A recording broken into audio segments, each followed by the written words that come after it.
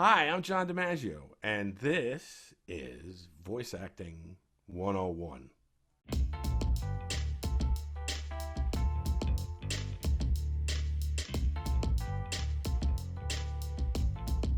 There's a lot of things laid out for you, you know, within the show, within the show, or at least there should be. There's the character Bible, which is what tells you all about the character, where it's from, what their story is, how they feel about other characters in the show, where they reside in the storyline, all that kind of stuff. Everything that pertains to that character. Plus, there's drawing of it, so there's character layout. So you see what you know you see what the character is going to look like, and you act accordingly. The shape of the mouth, the shape of the nose, the shape of the head, the how smart, dim, all the highs and lows. Basically, you've got to deal with the crafting of that character, like trying to draw a circle with an etch a sketch. You got to make it. You got to fill. You got to make sure that you know where it is and dial it in. I don't know about acting in front of a camera, but in the booth, it's a lot easier to be a lot more vulnerable um, when it comes to the performance. So you got to be able to do that. If you're uncomfortable making awkward faces in front of someone to get somewhere, making the face like this, if you're too embarrassed to do something like that, then it's not for you.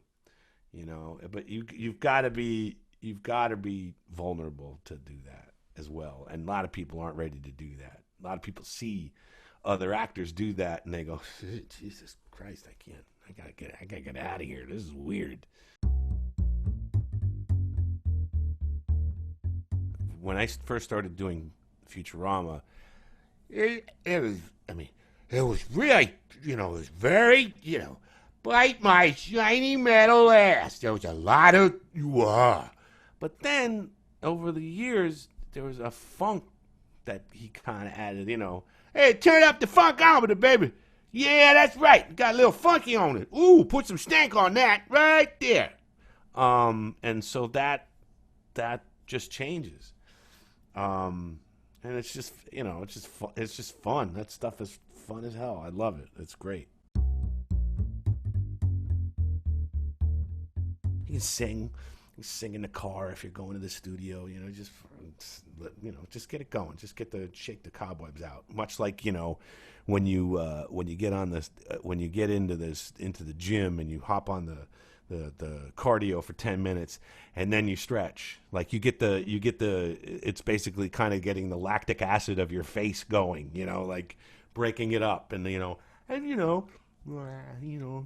that stuff with your mouth, stretching out your face and all that kind of stuff. That stuff works too. It's all legit. Whatever gets you there, I'm all for it, as long as you're not hurting anybody. you know There's a great story about Jerry Rice caught his first touchdown pass from Joe Montana when they were playing together with the 49ers.